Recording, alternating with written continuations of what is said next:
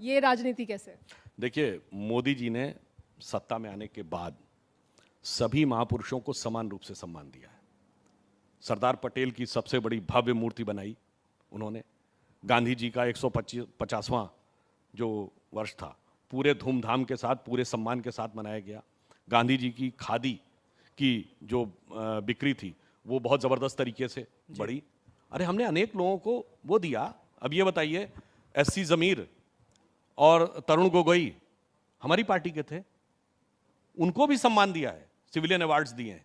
तो ईमानदारी के साथ हम सबका सम्मान करते हैं, परंतु समस्या तब आती है जब किसी दूसरे के मन में, अब सरदार साहब की बात करते हैं। सरदार साहब की मृत्यु हुई 1950 में, बताए कांग्रेस उसने, जब तक गुजरात बना 1960 में, तब तक एक योजना, एक संस्थान, एक कोई चीज जो सरदार साहब के नाम पे हो। चलिए दूसरी बात कहता हूं, 2014 या भारतीय जनता पार्टी के राइज 90 के दशक से पहले कांग्रेस के किसी अधिवेशन में बैकग्राउंड में सरदार साहब की फोटो दिखाइए, कहीं नहीं, जीरो। तब समस्या आती है।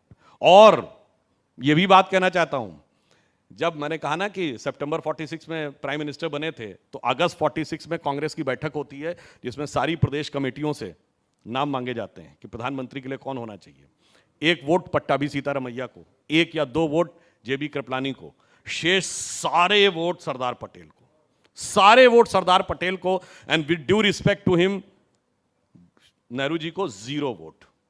अब 0 वोट पाके कोई प्रधानमंत्री बन जाए और सारे वोट पाके कोई किनारे रह जाए, उनको हक है बोलने, उसके बाद उसके नाम पर कुछ लिखा ना जाए। अच्छा, और ये मैं कोट भी कर रहा हूं, ऐसा नहीं, India from Curzon to Nehru and thereafter by Durgadas, सारा पढ़ लीजिए। ठीक है, आपकी पूरा उस मीटिंग आपकी याददाश्त तो खैर गजब की है, ये तो हम सब मानते हैं। लेकिन इस बार मुझे लगता है राहुल गांधी एक लाइन आगे बढ़े हैं। ये माफी का जिक्र तो इससे पहले भी वो कई बार कर चुके हैं, लेकिन इस बार उन्होंने कहा कि भाई देखिए, गांधी, नेहरू, पटेल भी सालों तक जेल में रहे, लेकिन उन्होंने कभी माफीनामे की चिट्ठी पर साइन नहीं किया, और वीर सावरकर ने साइन करके गांधी, नेहरू, पटेल को धोखा दिया। एक लाइन वो और आगे बढ़ गए। मुझे लगता है थोड़ी उनको अपने पार्टी छोड़िए परिवार की जानकारी नहीं है। आपको पता है बगैर माफी मांगे किसी की सजा माफ हो गई हो?